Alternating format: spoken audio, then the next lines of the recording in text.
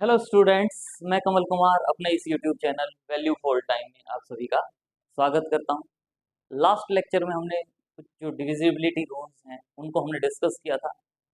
उसी में आगे आज हम जो डिविजिबिलिटी रूल्स हैं कुछ और मोर जो सम मोर डिविजिबिलिटी रूल्स हैं उनको आज हम डिस्कस करेंगे। और उसके बाद जो डिविजिबिलिटी रूल से रिलेटेड इम्पोर्टेंट एग्जांपल्स हैं उनको हम वन बाय वन डिस्कस करेंगे। तो जो मोर डिविजिबिलिटी रूल है उनमें जो फर्स्ट जो रूल है हमारे पास, फर्स्ट रूल, उसमें हम क्या कहते हैं, if a number is divisible by another number, अगर कोई एक नंबर दूसरे नंबर से डिविजिबल है, then it is divisible by each of the factors of that number. यानी अगर कोई नंबर दूसरे नंबर से डिविजिबल है तो वो जो दूसरा नंबर है उसके जितने भी फैक्टर्स होंगे उनसे भी वो नंबर ऑटोमेटिकली डिविजिबल होगा। जैसे आप देख रहे हो, for example 12 is divisible bye 6। अगर हम 12 को 6 से डिवाइड करते हैं तो एग्जैक्टली डिवाइड हो जाता है। और 6 के फैक्टर्स क्या होते हैं, 6 के फैक्टर्स क्या होते हैं, वो नंबर्स जो 6 को डिवाइड करते हैं। तो क्या होंगे, 6 के फैक्टर्स क्या होंगे, 1 2 3 एंड 6। कोई 1 जो है वो भी 6 को डिवाइड करता है, 2 3 और 6 ये भी 6 को डिवाइड करते हैं। तो हम ये कहना चाह रहे हैं कि ये जो फैक्टर्स हैं 6 के, ये सभी नंबर्स भी इस 12 को डिवाइड करेंगे। और आप सभी जानते हैं कि जो 1 है वो भी 12 को डिवाइड करता है, 2 3 और 6 ये तीनों नंबर्स जो हैं वो 12 को डिवाइड करते हैं। यानी कहने का मतलब यह है कि अगर मान लो कोई एक नंबर है 12, उसको अगर 6 डिवाइड करता है तो 6 के जितने भी फैक्टर्स हैं वो फैक्टर्स भी उस नंबर 12 को डिवाइड करेंगे। तो 12 is divisible by each of number 1 2 3 and 6। जैसे आप जानते हैं कि जो 18 है, 18 इसको आप जानते हैं कि 9 डिवाइड करता है, 18 को 9 डिवाइड करता है। 18 is divisible by 9, 18 is divisible by 9। और आपको पता है 9 के फैक्टर्स क्या क्या होते हैं, 1 3 और 9। 9 के फैक्टर्स क्या होते हैं, 1 3 और 9। और आपको पता है कि जो 1 3 और 9 है ये भी 18 को डिवाइड करते हैं। कोई सिंपल सी बात है वैसे तो, कि जब ये इसके फैक्टर्स हैं तो इसका मतलब ये 9 को डिवाइड करते हैं, 9 18 को डिवाइड करता है, तो ये जो भी फैक्टर्स हैं वो भी 18 को डिवाइड करेंगे। सेकंड जो रूल है, सेकंड रूल, इसमें क्या कहते हैं, if a number is divisible by each of two को प्राइम नंबर्स। ये हमारा इंपॉर्टेंट रिजल्ट है, ये हमारा इंपॉर्टेंट रिजल्ट है कि अगर कोई नंबर डिविजिबल बाई है टू को प्राइम नंबर, को प्राइम नंबर्स हमने क्या कहे थे, वो नंबर्स जिनका कॉमन फैक्टर केवल 1 होगा, 1 के अलावा और कोई कॉमन फैक्टर नहीं होगा। जैसे फॉर एग्जांपल मान लो मैंने 3 और 4 कह दिया, 3 और 4, 3 और 4, इन दोनों नंबर्स को केवल 1 ऐसा है जो इनका कॉमन फैक्टर होगा। 1 के अलावा और 1 से बड़ा इसमें कोई कॉमन फैक्टर नहीं होगा, अदर देन 1 कोई कॉमन फैक्टर नहीं है। तो ये नंबर क्या कहते हैं, को प्राइम नंबर। यानी अगर कोई नंबर 3 और 4 से डिविजिबल होगा तो ऑटोमेटिकली वो नंबर इन दोनों के प्रोडक्ट से भी डिविजिबल होगा। बड़ा अच्छा रिजल्ट है। क्या करें, if a number is divisible by each of two को prime numbers then it is also divisible by their product. उनके प्रोडक्ट से भी डिवाइड होगा। यानी अगर कोई नंबर 3 और 4 से डिविजिबल है तो वो नंबर ऑटोमेटिकली 12 से भी डिविजिबल होगा। क्यों, क्योंकि 3 और 4 क्या है, को प्राइम नंबर्स। जैसे ही हमने एग्जांपल लिया 654 है, 654 आप जानते हो ये 2 से डिविजिबल है। 654 2 से डिविजिबल क्यों है, लास्ट लेक्चर में हमने कहा था कि जो यूनिट प्लेस है, अगर यूनिट प्लेस डिविजिबल बाई 2 है या यूनिट प्लेस पे 2 4 6 8 और 0 है तो वो नंबर हमेशा क्या होता है, डिविजिबल बाई 2। तो इसका मतलब जो ये 654 नंबर है ये 2 से डिविजिबल होता है। और आल्सो ये जो नंबर है ये आप देखेंगे कि ये नंबर 3 से भी डिविजिबल है। ये जो नंबर है वो 3 से भी डिविजिबल है। कैसे है, या तो इसको 3 से डिवाइड करके देखो, या लास्ट लेक्चर में जो आपको रूल बताया गया था, क्या करो, उनके डिजिट्स को ऐड करो, 6 5 और 4 को ऐड करोगे, 6 प्लस 5 11 प्लस 4 15। और आपको पता है कि 15 जो होता है वो क्या होता है, डिविजिबल बाई 3। इसका मतलब ये जो 654 नंबर है, जो 654 नंबर है ये 2 से भी डिविजिबल है और 3 से भी डिविजिबल है। 654 जो नंबर है वो 2 से भी डिविजिबल है और 3 से भी डिविजिबल है। और हमें पता है कि ये 2 और 3 जो है वो को प्राइम नंबर है, इनका हाईएस्ट कॉमन फैक्टर 1 है। केवल वन ही इनका कॉमन फैक्टर, वन के अलावा और कोई इनका कॉमन फैक्टर है ही नहीं। तो इसका मतलब इन दोनों का जो प्रोडक्ट होगा 2 इंटू 3 यानी 6, यानी कहने का मतलब ये है कि जो 654 नंबर है ये नंबर 6 से भी डिविजिबल होगा। बड़ा अच्छा रिजल्ट है कि अगर कोई नंबर दो को प्राइम नंबर से डिविजिबल है तो वो नंबर उन दोनों के प्रोडक्ट से भी डिविजिबल होगा। बड़ा अच्छा रिजल्ट है, इसको हम कई बार यूज भी करते हैं, एग्जामिनेशन पॉइंट ऑफ व्यू से भी इंपॉर्टेंट रिजल्ट हो जाता है कि अगर कोई नंबर, मैं ये कहता हूँ 5 और 11 से डिविजिबल है, 5 और 11, अगर कोई एक नंबर x है x, और अगर ये नंबर 5 और 11 से डिविजिबल है तो हमें पता है कि 5 और 11 को प्राइम नंबर है, क्योंकि केवल वन ऐसा नंबर है जो इन दोनों को डिवाइड करता है, वन के अलावा और कोई नंबर नहीं है जो इन दोनों को डिवाइड करे। अगर वन के अलावा कोई और नंबर इनको डिवाइड नहीं करता तो इसका मतलब ये नंबर क्या होते हैं, को prime numbers. Highest common factor इनका वन है, वन के अलावा और कोई नंबर नहीं है जो इन दोनों को डिवाइड करता हो। तो इसका मतलब अगर एक एक्स नंबर है जो 5 से भी डिविजिबल है और 11 से भी डिविजिबल है, तो इसका मतलब ये जो नंबर एक्स है वो 5 इंटू 11, 5 इंटू 11 का मतलब क्या होगा 55, यानी ये नंबर जो है वो 55 से भी डिविजिबल होगा। बड़ा अच्छा रिजल्ट है, मोस्ट इंपॉर्टेंट रिजल्ट कहना चाहिए, इंपॉर्टेंट नहीं, मोस्ट मोस्ट इंपॉर्टेंट रिजल्ट है, इसको आप याद रख सकते हो। इसके बाद थर्ड जो रूल है वो रूल वेरी इजी रूल है कि अगर कोई एक नंबर से दो नंबर डिविजिबल हैं, मान लो x and y are divisible by z, तो देन जो x प्लस z होगा, x प्लस y जो होगा is also divisible by z। यानी कहने का मतलब क्या है कि अगर कोई दो नंबर z से डिविजिबल है, तीसरे नंबर से डिविजिबल है, तो उनका जो सम होगा वो सम भी उस तीसरे नंबर से डिविजिबल होगा। If two numbers are divisible by a number, two numbers मैंने क्या लिखी, x और y, divisible by third number z, then their sum is also divisible by that number. यानी अगर टू नंबर्स z से divisible है तो उन दोनों का जो सम होगा वो भी z से डिविजिबल होगा। जैसे आप देखते हो एक 25 और एक 30 है, एक 25 और एक 30 है, ये दोनों के दो नंबर 5 से डिविजिबल होते हैं। 5 जो है वो 25 को भी डिवाइड करता है, 5 जो है वो 30 को भी डिवाइड करता है।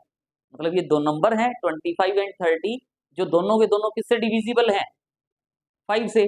तो मैं क्या कहना चाहता हूँ, इन दोनों का अगर मैं सम लूंगा तो वो सम भी जो होगा वो ऑल्सो क्या होगा, डिविजिबल बाई 5। तो अगर मान लो मैं इन दोनों नंबर्स का सम लेता हूँ 25 प्लस 30, 25 प्लस 30 क्या हो जाएगा 55, और आपको पता है कि जो 55 है वो भी एग्जैक्टली डिविजिबल बाई 5 होता है। बाई एक्चुअल डिवीजन आप चेक करते हो तो 55 जो होगा वो ऑल्सो एग्जैक्टली डिविजिबल बाई 5 होगा। यानी अगर कोई दो नंबर तीसरे नंबर से डिविजिबल है तो उन दोनों का जो सम होगा वो भी हमेशा उस तीसरे नंबर से डिविजिबल होगा।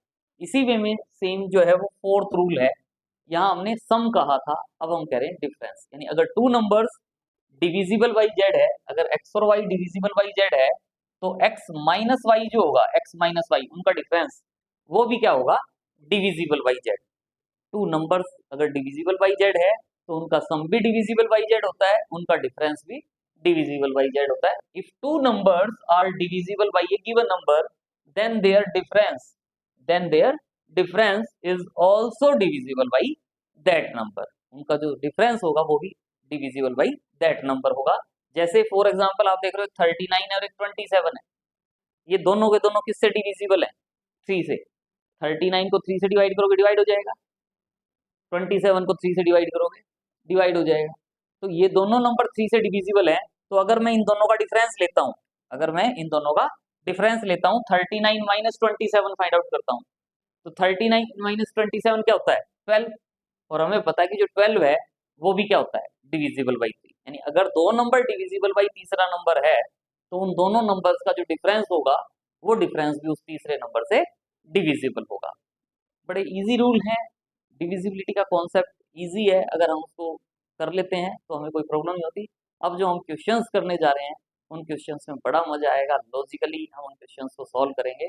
बड़े अच्छे क्वेश्चन हैं, जो रूल्स आपको बताए गए हैं बस रूल्स पता होने चाहिए, highest 5 digit largest number, 6 digit largest number, smallest number क्या होते हैं वो भी हमें पता होने चाहिए, और उसके अकॉर्डिंग हम आगे के जो क्वेश्चन है उनको सॉल्व कर सकते हैं।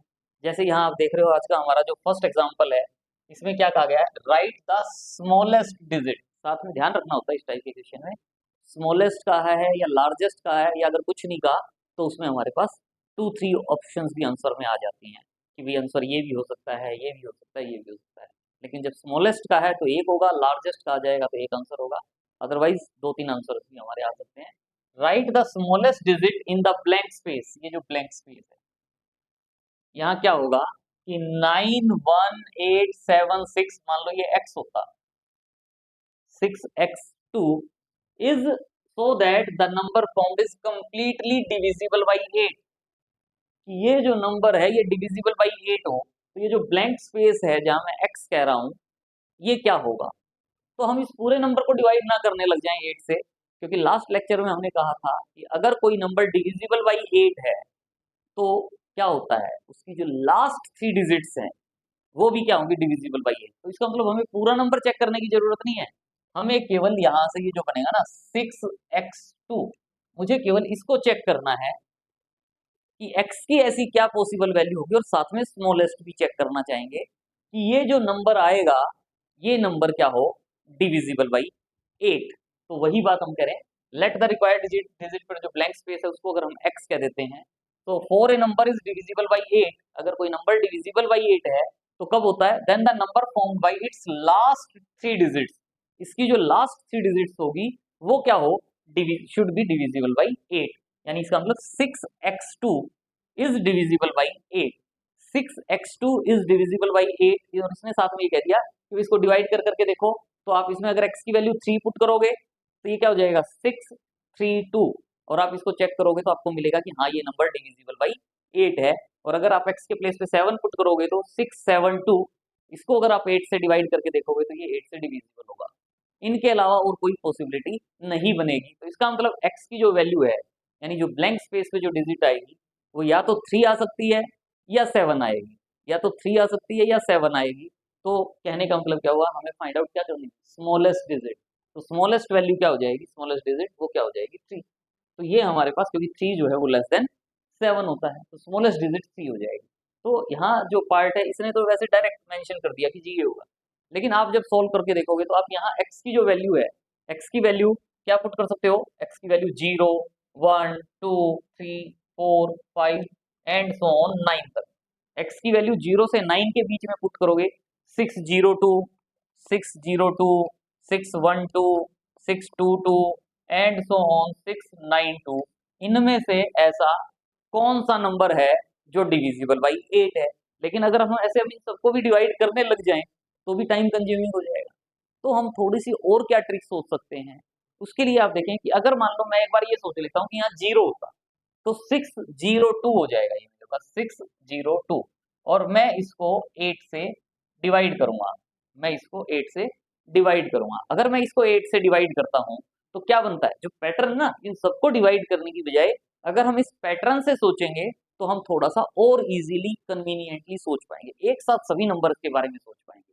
एक तो ये कि अलग अलग 602 को 8 से डिवाइड करें, 612 को, 622 को, इनको 8 से सेपरेटली डिवाइड करके देखें, या हम एक साथ ही, मैंने बस माइंड में क्या रख लिया कि ये जो 0 है ना इस पे खेल खेला जाएगा, क्या खेल खेला जाएगा। तो पहले एक बार 8 से डिवाइड करके तो देखें क्या होता है, क्या होता है 8, और यहाँ 60 है, आपको पता है क्या होता है 8 7 जा 56, क्या आ जाएगा 4, और ये क्या होगा 2, ये मेरे पास क्या है 4।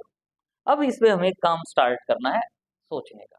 अब ये 4 है और ये 2 है, मैं इसको अगर 8 से डिवाइड करता हूँ, अगर मैं इसको 8 से डिवाइड करता हूँ तो 8 4 5 जा 8 5 जा 40 हो जाता है, 2 रिमाइंडर आ जाएगा, इसका मतलब नहीं हुआ। तो 2 रिमाइंडर आ गया तो इसका मतलब यहाँ 4 से नहीं हुआ, इसका मतलब ये 0 नहीं हो सकता। इस 0 के प्लेस पर अगर यहाँ 1 होता तो मुझे अलग से सॉल्व करने नहीं है, मुझे यही सोचना है कि अगर यहाँ 1 होता तो यहाँ मेरे पास क्या आ जाता 5, यहाँ 1 होता तो यहाँ क्या आ जाता, 61 में से 56 माइनस होता तो यहाँ मेरे पास क्या आ जाता 5, 52, 52 जो है वो भी 8 से डिविजिबल नहीं है। यहाँ मेरे पास 2 होता, 2 होता तो मेरे पास यहाँ क्या आ जाता 62, 62 भी 8 से डिवाइड नहीं होगा। अगर यहाँ मेरे पास 3 होता अगर यहाँ मेरे पास 3 होता तो ये मेरे पास क्या हो जाता 72।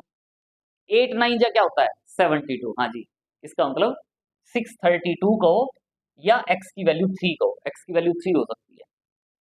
मतलब यहाँ 0 1 2 3 के लिए मैंने एक साथ देख लिया, 0 1 2 3 एक साथ एक ही कैलकुलेशन में।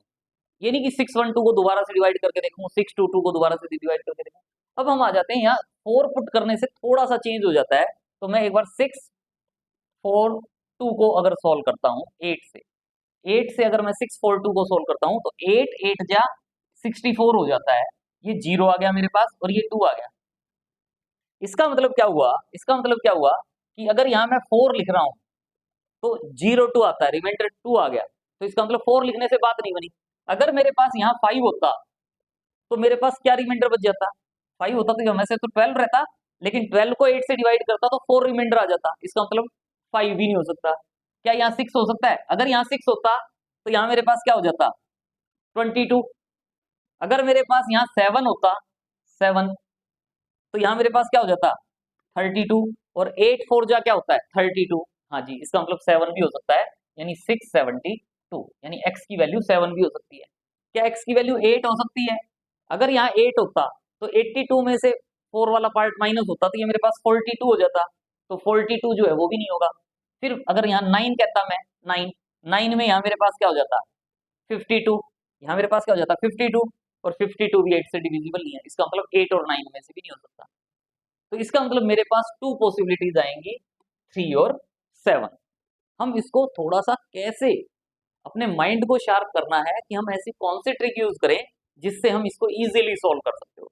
कर तो सभी बच्चे सकते हैं, पहले 602 को डिवाइड कर लिया, फिर 612 को कर लिया, लेकिन हम थोड़ा सा अपना टाइम सेविंग के हिसाब से, क्योंकि और जरूरी नहीं कि ऐसे सॉल्व करें। कई बच्चे तो डायरेक्ट देख के अपने आप ही बता देंगे जी यहाँ 3 आएगा या 7 आएगा। वो प्रैक्टिस से, जिसकी जितनी प्रैक्टिस होगी उसके अकॉर्डिंग वो कर सकता है। नेक्स्ट क्वेश्चन बड़ा अच्छा क्वेश्चन है। Right the digit on the blank space. ये जो ब्लैंक स्पेस है, मान लो ये x है, 92x, यानी मैं इसको x लिख ही देता हूँ, 92x 389 so that the number is divisible by 11, so that the number is divisible by 11। तो हमें पता है नंबर इज डिविजिबल बाई 11 का जो बेसिक रूल है, डिविजिबिलिटी रूल, वो हमें बताना चाहिए। क्या कि जो ऑड प्लेसेस पे डिजिट्स हैं उनका सम फाइंड आउट कर लें, इवन प्लेसेस पे जो डिजिट्स हैं उनका सम फाइंड आउट कर लें, और उनका जो डिफरेंस होगा वो या तो 0 होना चाहिए या मल्टीपल ऑफ 11 होना चाहिए। तो आप देख रहे हो ऑड प्लेस क्या क्या है 9 3 2। ऑड प्लेस क्या है 9 3 2। ऑड प्लेस की डिजिट्स का सम फाइंड आउट करोगे 9 + 3 + 2 क्या आ जाएगा 14। इवन प्लेस पे जो डिजिट्स होंगी, इवन प्लेस पे क्या है first place second place, even place पे जो है, इवन प्लेस पे मेरे पास क्या है 8 8 है, x है और 9 है। तो 8x और 9 का सम फाइंड आउट करूंगा। Sum of digits at even places starting from right का आ जाता है, मतलब इस साइड से स्टार्ट करना है। क्या होगा 8 + x + 9 यानी 17 + x। ओड प्लेस पे डिजिट्स का सम 14 आया था, इवन प्लेस पे डिजिट का सम 18 + x आया है। अब हम क्या करेंगे, इनका डिफरेंस फाइंड आउट करेंगे, इन दोनों को सब्ट्रैक्ट करेंगे, डिफरेंस फाइंड आउट करेंगे। तो इन दोनों का जो डिफरेंस होगा वो क्या होगा 17 + x - 14, 17 + x - 14 यानी क्या हो जाता है 3 + x। क्या हो जाता है 3 + x। तो जो 3 + x है वो क्या होगा, या तो 0 होगा या 11 होगा या 22 होगा। तो अगर x + 3 0 है, अगर x + 3 0 है तो x की वैल्यू क्या आ जाती है -3। x + 3 अगर 0 है तो x की वैल्यू क्या आ जाएगी -3। लेकिन x की वैल्यू नेगेटिव नहीं हो सकती, x की वैल्यू नेगेटिव नहीं हो सकती, तो इसका मतलब ये डिफरेंस 0 नहीं हो सकता। तो ये डिफरेंस क्या हो सकता है 11 हो सकता है। तो इसका मतलब अगर इस डिफरेंस को मैं 11 कहता हूँ तो x + 3 11 के इक्वल हो जाएगा। तो x इक्वल टू क्या हो जाएगा 11 - 3, 11 - 3 का मतलब क्या हो जाएगा 8। इसका मतलब ये जो ब्लैंक स्पेस है यहाँ मेरे पास क्या आएगा 8। अगर मैं यहाँ 8 लिख देता हूँ तो 928389 ये नंबर क्या होगा डिविजिबल बाई 11। तो इसका मतलब रिक्वायर्ड डिजिट जो होगी, जो रिक्वायर्ड डिजिट है वो हमारी क्या हो जाएगी 8। तो वो 8 इस क्वेश्चन का रिक्वायर्ड आंसर हो जाएगा। बस हमने यहाँ 11 पुट करके दिखाया। x + 3 = कहीं कहीं हम देखेंगे मल्टीपल ऑफ 11 कहते हैं तो 22 33 भी हो सकता है, लेकिन यहाँ नहीं होगा। क्यों नहीं होगा, क्योंकि अगर x प्लस 3 की वैल्यू मैं 22 कहता हूँ तो x इजिकल टू क्या हो जाएगा, 19 हो जाएगा। 19 का मतलब 2 डिजिट हो जाएगी, लेकिन हमने तो यहाँ 1 डिजिट लिखनी है। ब्लैंक स्पेस एक है तो एक ही डिजिट आएगी, ये नहीं कि कोई बात नहीं जी छोटा छोटा लिख देते हैं 19, यहाँ जो है 19 आ ही जाएगा जी, स्पेस है नहीं। स्पेस चाहे कितना ही बड़ा दिख रहा हो, छोटा छोटा नहीं लिखना है। 1 डिजिट के लिए स्पेस दिया तो वो 1 डिजिट ही होगा। तो इसका मतलब क्या होगा, यहाँ केवल 8 हो सकता है, ये 19 नहीं हो सकता। इसीलिए हमने 22 वाला केस यहाँ डिस्कस नहीं किया, लेकिन आप चेक करना चाहें तो आप इसको चेक कर सकते हैं। नेक्स्ट जो एग्जाम्पल है बड़ा अच्छा एग्जाम्पल है, वही जो मैंने आपको रूल सेकंड जो बताया था, जो रूल सेकंड था उस सेकंड रूल पे बेस्ड है ये। क्या करें, a number is divisible by both 5 and 12। कोई एक नंबर है, मान लो x, x एक नंबर है जो 5 से भी डिविजिबल है और 12 से भी डिविजिबल है। By which other numbers that the number be always divisible. वो कौन कौन से नंबर होंगे जिनसे ये नंबर x भी हमेशा डिविजिबल होगा। अगर कोई नंबर x 5 और 12 से डिविजिबल है तो और कौन कौन से पॉसिबल नंबर्स हो सकते हैं जिनसे ये x नंबर डिविजिबल होगा। तो इसके लिए देखो, हमें जनरली देखते तो लगता पता नहीं क्या कह दिया, लेकिन सिंपल सा क्वेश्चन है। हमें पता है ये जो 5 है और ये 12 है, 5 और 12 जो है ये को प्राइम नंबर है। ये क्या है, को प्राइम नंबर। केवल 1 ऐसा नंबर है जो इन दोनों को डिवाइड करता है। 1 इनका एक कॉमन फैक्टर है, 1 के अलावा इनका और कोई कॉमन फैक्टर नहीं है। और हमें पता है कि अगर ये दो को प्राइम नंबर है जो किसी एक नंबर x को डिवाइड करते हैं तो इनका जो प्रोडक्ट होता है, इनका जो प्रोडक्ट होता है वो प्रोडक्ट भी उस नंबर को डिवाइड करता है। The given number is divisible by both 5 and 12, लेकिन 5 एंड 12 हमारे क्या है, को प्राइम नंबर। तो इसका मतलब जो गिवन नंबर है वो क्या होगा, also divisible by 60। Given number is also divisible by 60। और इसके बाद हमने एक रूल 1 किया था, ये तो हमने रूल 2 से किया। हमने एक रूल 1 किया था कि अगर कोई नंबर x एक नंबर है जो इस 60 से डिविजिबल है, अगर कोई नंबर x है जो 60 से डिविजिबल है तो वो उसके जो फैक्टर्स होंगे उन फैक्टर से भी डिविजिबल होगा। तो इसका मतलब हमें 60 के फैक्टर्स पता होने चाहिए, बस क्या क्या है 60 के फैक्टर्स, मतलब वो नंबर जो 60 को डिवाइड करते हैं, 60 से छोटे होंगे वो, तो कौन कौन से हैं ऐसे नंबर जो 60 को डिवाइड करते हैं, वो 60 के फैक्टर्स कहलाते हैं। तो वो हमारे आंसर आ जाएंगे। तो क्या करें, 60। तो the given number must be divisible by factors of 60। जो गिवन नंबर होगा वो फैक्टर्स ऑफ 60 से भी डिविजिबल होगा। और फैक्टर्स ऑफ 60 क्या होंगे, ये 1 2 3 4 5 6 10 12 15 20 30 60, ये नंबर्स ऐसे हैं जो 60 के फैक्टर्स हैं। तो इसका मतलब गिवन नंबर जो है वो इनसे डिविजिबल होगा। तो इसका मतलब ये हमारे नंबर आ जाएंगे जिनसे ये डिविजिबल होगा। अदर देन दीज भी कह सकते हैं, क्योंकि हमसे कहा गया था कि ये जो इनसे है विच अदर नंबर्स पूछे, तो वैसे तो इन सबसे डिविजिबल है, लेकिन साथ में मेंशन कर दिया other than 5 and 12 given number is also divisible by. सारे ना लिख के हम चाहे तो इसमें से 5 और 12 को हटा दें, हम यह कह सकते हैं given number is divisible by 1 2 3 4, क्योंकि 5 और 12 के अलावा बताने हैं तो ये 5 और 12 हमें यहाँ 1 2 3 4 6 10 15 20 30 एंड 60। तो ये हमारा आंसर हो जाएगा, यहाँ इनको मेंशन नहीं करेंगे। तो ये हमारा इस क्वेश्चन का रिक्वायर्ड आंसर हो जाएगा।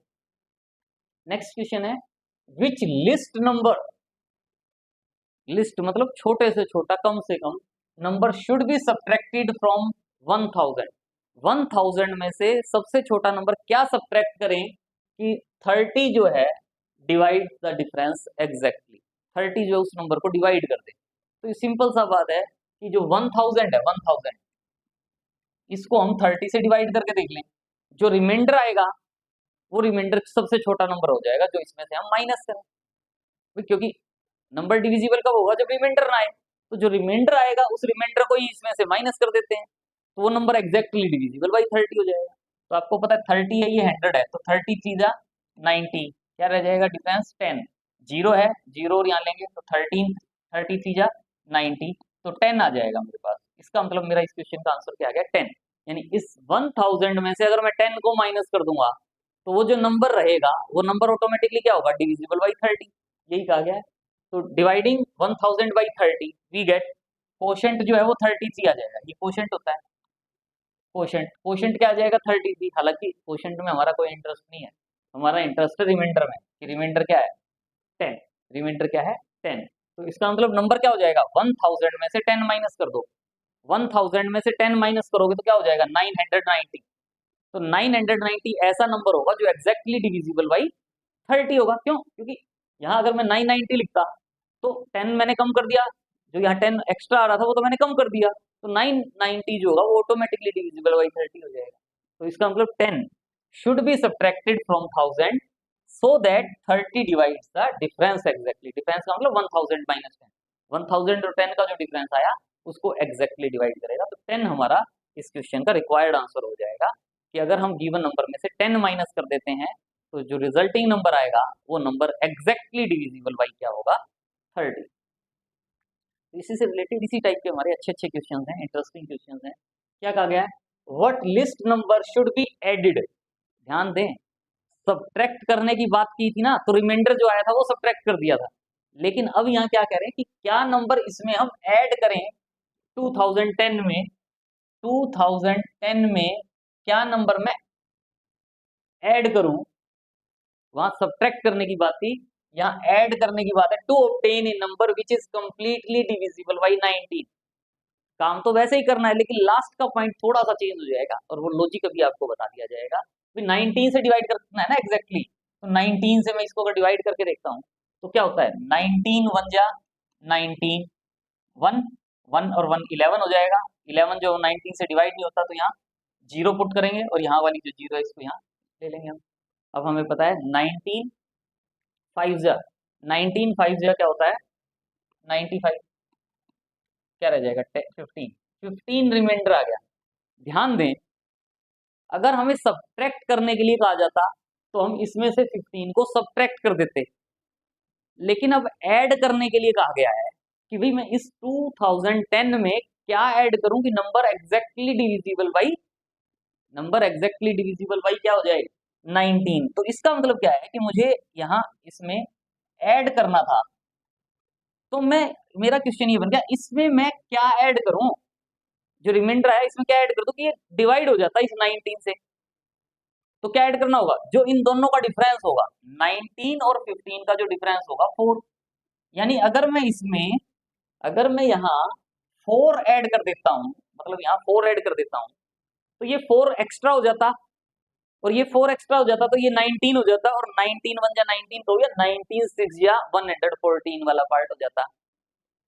तो वो वाला पार्ट जो है मेरे पास एग्जैक्टली डिविजिबल हो जाता है।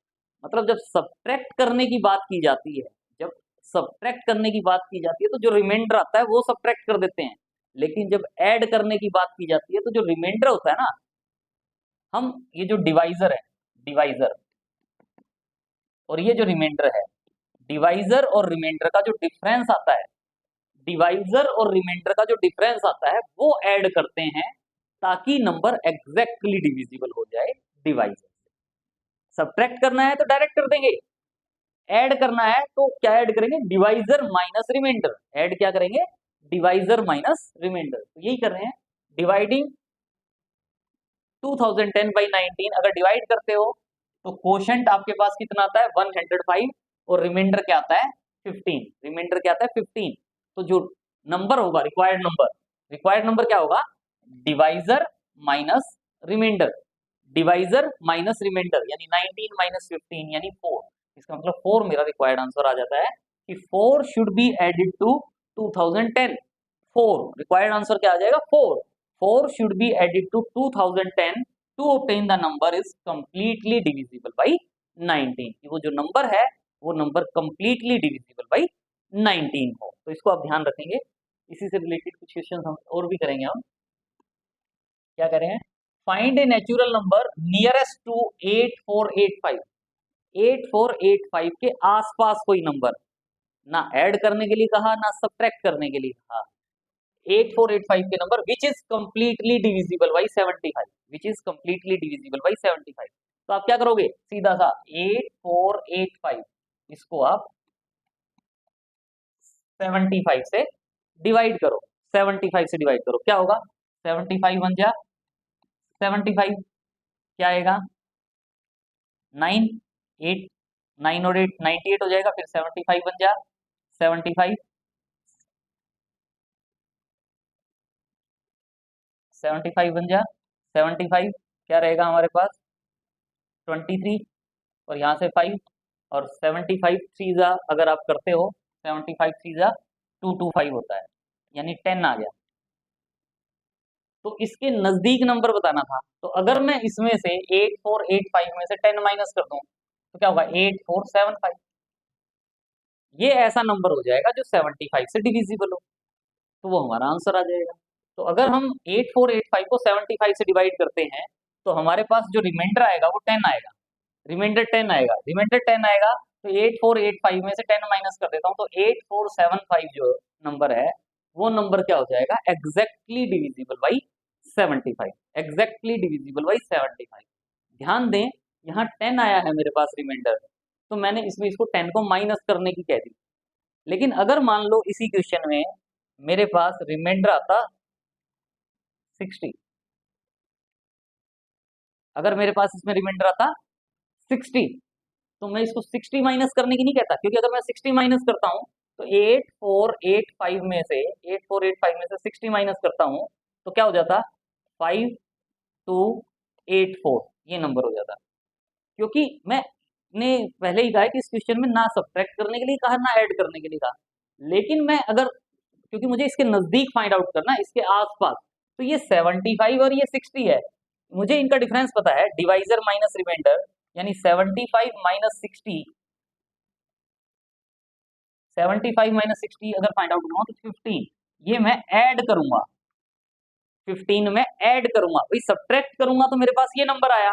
अगर मैं 8485 में 15 ऐड करूंगा, ये मैंने सब्ट्रैक्ट किया था, 15 ऐड करूंगा तो क्या होगा 8500, तो ये नंबर आ जाएगा।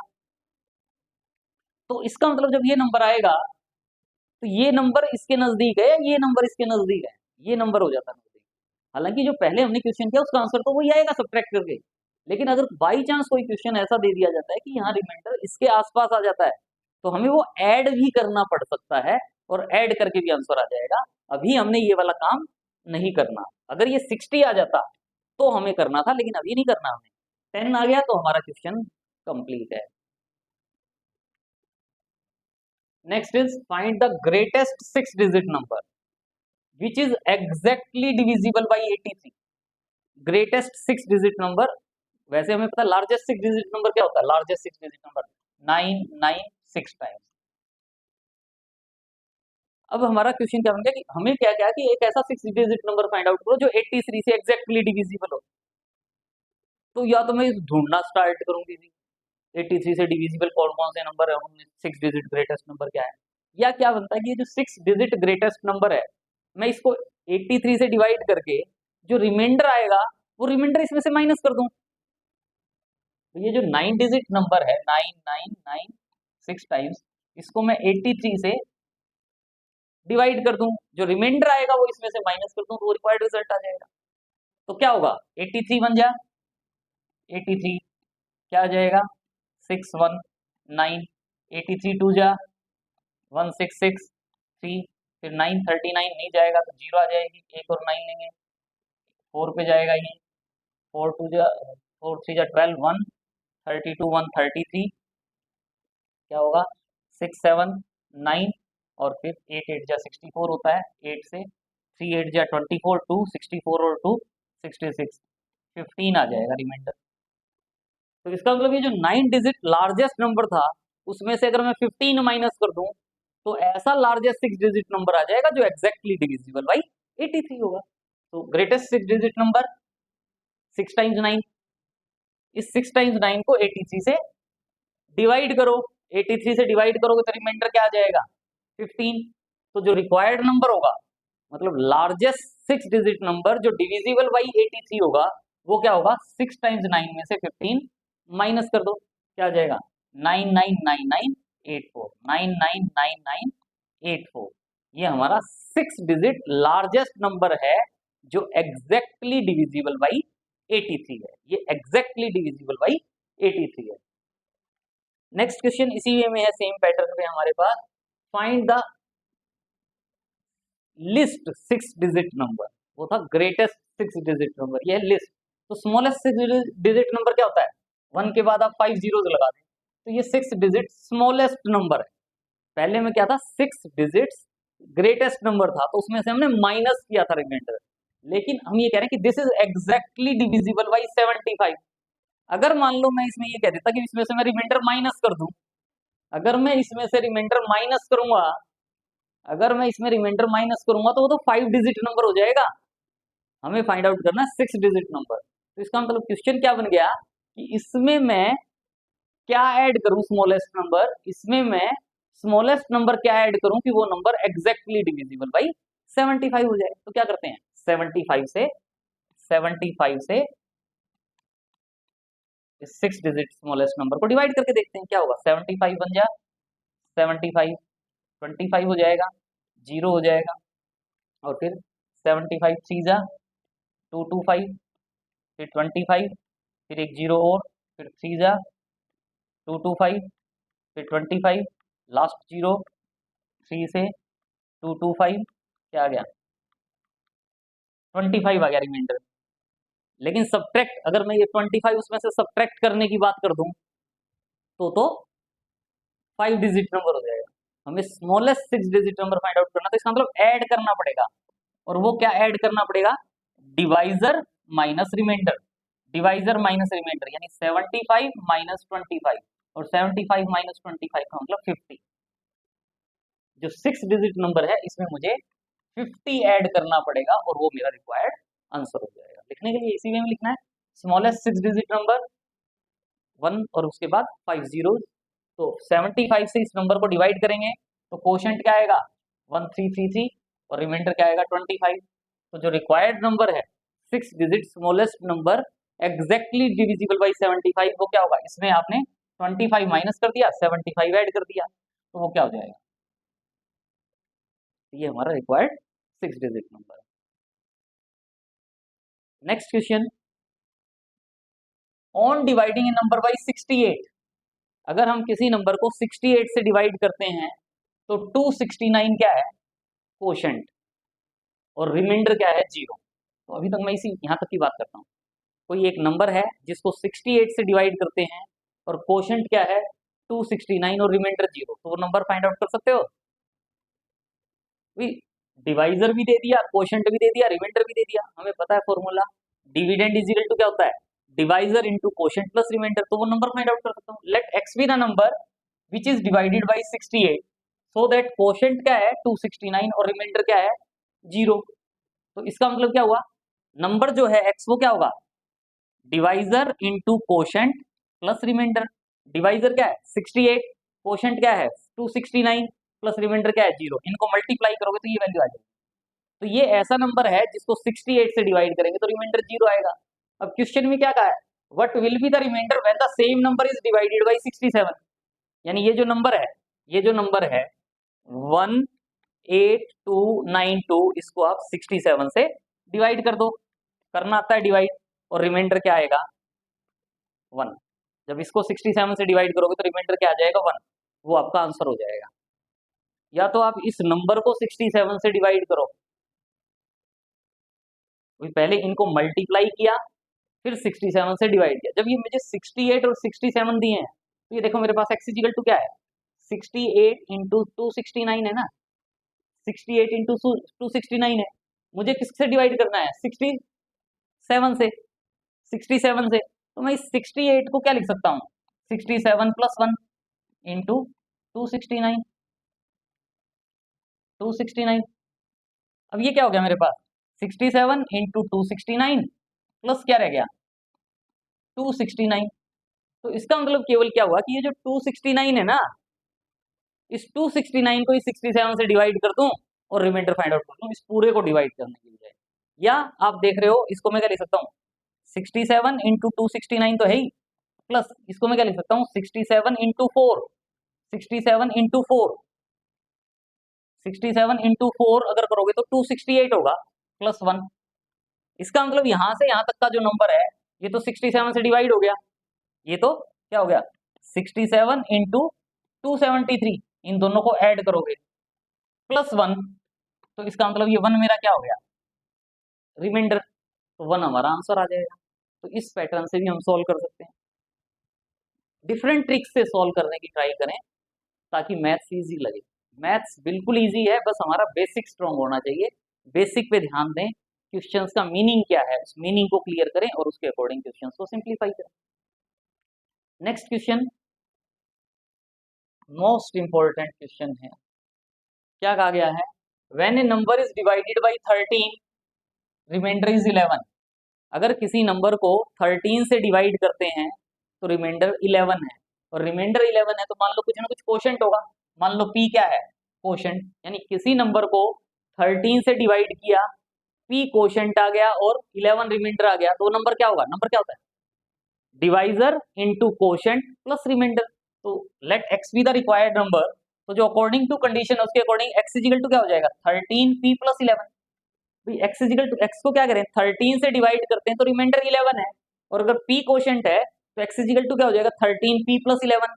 इसी वे में क्या कह रहे हैं? व्हेन द सेम नंबर, यानी जो x है same number is divided by 17, और 17 से डिवाइड किया, मान लो क्यू कोशेंट आ जाता और रिमाइंडर क्या है? 9।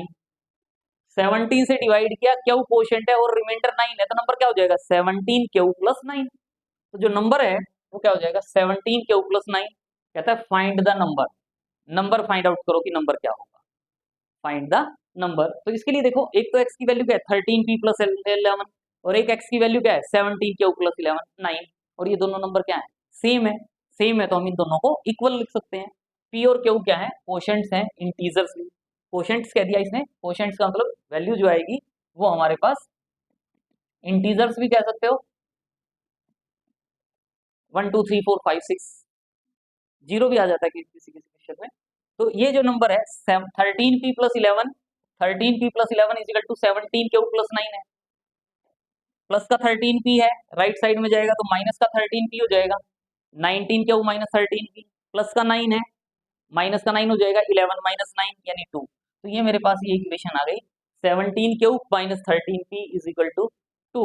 या यहाँ से मैं क्यू की वैल्यू फाइंड आउट करूँ, 13p को वहीं ले जाओ, तो क्यू की जो वैल्यू है वो क्या आ जाएगी? 2 plus 13p upon 17। Q is equal to क्या हो जाएगा? 2 प्लस 13p अपॉन 17। इस टाइप के जो क्वेश्चन होते हैं उसका पैटर्न यही रहता है सॉल्व करने का। अब इसमें आपसे ये कहा जाता है कि ये जो p है, ये p, इस p की वैल्यू पुट करना स्टार्ट करो, 0 1 2 3 4 5 एंड सो ऑन। 0 1 2 3 4, 0 पुट करूंगा तो 2 अपॉन 17 आ जाएगा, 1 पुट करूंगा तो 13 प्लस 2 15 आ जाएगा। भाई मुझे ऐसी p की वैल्यू चाहिए, ऐसी p की वैल्यू चाहिए कि ये जो नंबर है ये 17 से डिवाइड हो जाए। p की ऐसी वैल्यू चाहिए कि ऊपर वाला जो न्यूमरेटर का जो नंबर है वो 17 से डिवाइड हो जाए। तो आप अगर इसमें p की value 0 1 2 3 4 5 6 7 and so on put करके देखते हो, तो जब आप इसमें p की वैल्यू 26 पुट करोगे, जब आप इसमें p की वैल्यू 26 पुट करोगे, तो 26 पुट करने से 26 इंटू 13 प्लस 2 उसको ऐड करते हो तो वो 340 हो जाता है, और 340 को अगर आप 17 से डिवाइड करोगे तो वो 20 हो जाता है। मतलब 26 से पहले ऐसी कोई वैल्यू नहीं आएगी कि ये नंबर 17 से डिवाइड हो जाए। बाई चांस ये क्वेश्चन लेंथी वाला दे दिया, वैसे हमें स्मॉल वैल्यूज के लिए देना चाहिए, लेकिन पहले क्वेश्चन में हमारी प्रैक्टिस करा दी, सबसे करके देखते रहो डिवाइड। तो जब आप इसको 26 से p की वैल्यू 26 पुट करोगे तो q की वैल्यू आएगी। तो अब आपका जो नंबर होगा, या तो आप p is equal to 26 put कर दो, यहाँ p की वैल्यू 26 पुट कर दो, या यहाँ आप q की वैल्यू 20 पुट कर दो, आपका रिक्वायर्ड नंबर आ जाएगा। जो वैल्यू पुट करने से ये इंटीजर आ जाएगा मेरा, वो मेरा रिक्वायर्ड आंसर हो जाएगा। तो p के लिए वैल्यू 26 पुट करने से q की वैल्यू 20 आ जाती है, कोई जरूरत नहीं है यहाँ लिखने की, बस p की वैल्यू 26 पुट कर दी, नंबर क्या होगा? 13 इंटू 16 प्लस 11 यानी 349।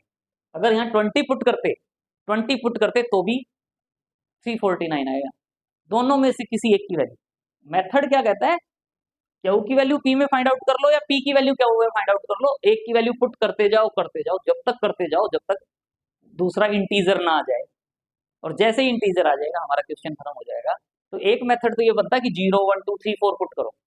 एक और भी मेथड बन जाता है जिससे मैं आपको बताना चाहूंगा, उससे भी आप इसको सॉल्व कर सकते हो। वो क्या बनता है कि ये 17 क्यू माइनस 13p अपॉन 2 है। तो अगर मैं 17 q minus 13p is equal to 2 था, अगर मैं इन दोनों को, जो इनमें क्यू की वैल्यू का कोफिशिएंट 17 है और p का 13 है, दोनों को मैं 13 से डिवाइड कर दूं और रिमाइंडर फाइंड आउट करूं, दोनों को 13 से डिवाइड कर दूं और रिमाइंडर फाइंड आउट करूं क्या होगा। तो ये जो पार्ट है इसमें थोड़ा सा शॉर्ट ट्रिक की फॉर्म में बता रहा हूँ, शॉर्ट ट्रिक है, लेकिन इसके लिए मैंने जो कॉन्सेप्ट ऑफ रिमाइंडर्स के काफ़ी वीडियोस बनाए हुए हैं उसमें ज़्यादा डिटेल में बताया हुआ है कि कैसे हम इसको सॉल्व करते हैं। या तो आपको जो पैटर्न अभी बताया है उससे सॉल्व कर लें, या जो ये ट्रिक है इसमें क्या होगा, ये 13 वाले से ये वाला जो पार्ट होता है ना, जो मेथड वहाँ बताया जाता है, 13 से मैं 13 को डिवाइड करूंगा, 13 को मैं 13 से डिवाइड करूंगा तो रिमाइंडर 0 हो जाएगा, तो ये 0 हो गया। 17 को मैं 13 से डिवाइड करूंगा तो रिमाइंडर 4 होता, तो इसका मतलब मैं यहाँ 4 लिख सकता हूँ। यहाँ 2 को 13 से डिवाइड करने की कह रहा हूँ, 2 को 13 से डिवाइड करने की कह रहा हूँ तो रिमाइंडर क्या होगा 2।